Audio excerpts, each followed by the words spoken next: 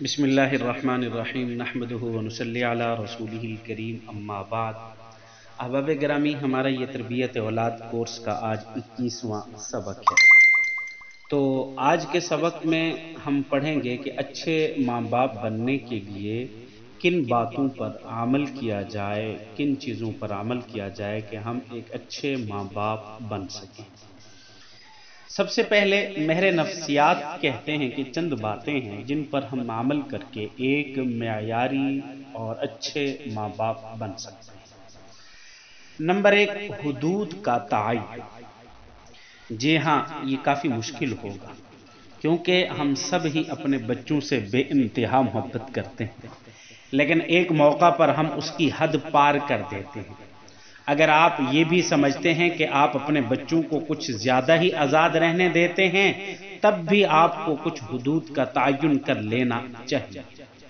لیکن پیار کی حد کیسے بنائی جائے؟ اس کا جواب میں کے اندر ہے، تم میں نہیں۔ لفظ میں ہے، تم میں نہیں۔ آپ کو اپنا کردار واضح کرنا ہوگا، نہ کہ اپنے بچوں کا کردار۔ اس کا مطلب یہ ہے کہ آپ کو یہ کہنا ہوگا کہ مجھے معلوم ہے، مثلا میں ایک مثال آپ کو دیتا ہوں، آپ اپنے بچوں سے جب مخاطب ہوں تو اس انداز میں کہیں کہ مجھے معلوم ہے کہ آپ رات کو بس پر سفر کرتے ہوئے دور جانا چاہتے ہیں، لیکن میں ابھی اس کی اجازت دینے کے لیے تیار نہیں ہوں۔ اس انداز میں کہنا چاہیے۔ والدین کو ایسے نہیں ٹوکنا چاہیے کہ نہیں، آپ تو صرف 13 سال کے ہو، آپ ابھی بہت کم عمر ہو۔ کسی کو یہ پسند نہیں ہوتا کہ کوئی ان کے بارے میں اس قسم کے الفاظ کہے، اس لیے خود کی وضاحت کریں، نہ کہ اپنے بچوں کی وضاحت کریں۔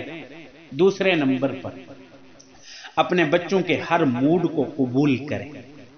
ہماری غلطی یہ ہے کہ ہم چاہتے ہیں کہ ہمارے بچے ہر وقت شدید خوش رہیں۔ یہ ایسا ہے کہ جیسے ہم ان سے اتنی محبت کرتے ہیں کہ کبھی انہیں مایوس نہیں دیکھ سکتے، اس لیے ہم انہیں کہتے ہیں کہ اداس نہ ہو، ہر وقت آپ خوش رہیں۔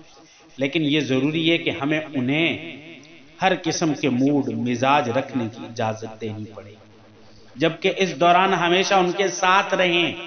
ہمیں بچوں کے تمام جذبات کو منظور کرنا چاہیے تاکہ بچے اداس نہ ہوں، غصہ کرنے پر وہ مزید مایوس نہ ہوں۔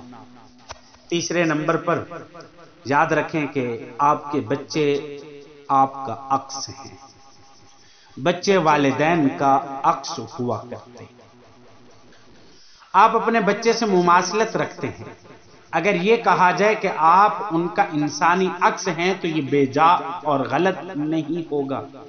بچوں کے ساتھ ہمارا برتاؤ ان کی شخصیت کا حصہ بن جاتا ہے۔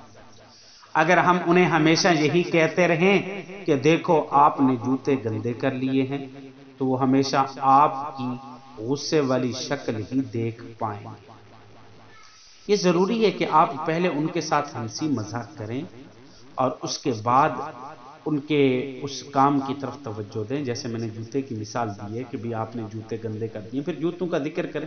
آپ کو ہمیشہ خوش کرنا چاہیے، آپ کو ہمیشہ کوشش کرنی چاہیے کہ ان سے ملتے ہوئے خوشی کا اظہار کریں۔ اگر آپ کے بچے کچھ برا کریں تو آپ انہیں اپنا غصہ نہ دکھائیں۔ چوتھے نمبر پر یہ ہے کہ ہر قسم کا رویہ بات کرنے کا طریقہ ہے۔ ہر قسم کا رویہ بات کرنے کا طریقہ ہے۔ اگر آپ سمجھتے ہیں کہ آپ کے بچے کے رویے میں کوئی برائی ہے تو یہ بات یاد رکھیں کہ ہر قسم کا رویہ بات کرنے کا طریقہ ہوتا ہے۔ بچہ اس طرح کے رویے سے آپ کو کچھ بتانا چاہتے ہیں، ان کے پاس یہ کہنے کا صرف یہی بہترین طریقہ ہوتا ہے، تو آپ کو ایسے رویے کا اصل مطلب تلاش کرنے کی کوشش کرنی چاہیے اور اس کے بعد ان کی مدد کرنی چاہیے تاکہ جو محسوس کر رہے ہو اسے صاف الفاظ میں بغیر ہچکچاہٹ کے کہہ سکیں وہ بچے۔ ہمیں ان کے تمام جذبات کو منظور کرنا چاہیے، بے شک اگرچہ وہ ٹھیک نہ لگتے ہوں۔ ہمیں بچوں کو اپنے جذبات کا اظہار سکھانا چاہیے اور اس بات کی فکر نہیں کرنی چاہیے کہ ہم ان کی جگہ ہوتے تو کیا کرتے. ہر دوسرے سے الگ ہوتا ہے، ہر شخص دوسرے سے الگ ہوتا ہے. اور آخر میں 5ویں نمبر پر آپ کا بچہ کوئی پروجیکٹ نہیں ہے، یہ ذہن میں رکھنا. میرے نفسیات کے مطابق آپ کا بچہ ایک مشق نہیں جسے آپ جلدی جلدی نمٹا دیں، نہ ہی ایک پروجیکٹ ہے جسے آپ بہترین انداز میں مکمل کر سکیں. آپ کا بچہ ایک انسان ہے جو اپنی انفرادیت رکھتا ہے. بچے چھوٹے ہوں یا بڑے ہوں، وہ سب سے پہلے نمبر پر ایک انسان ہیں.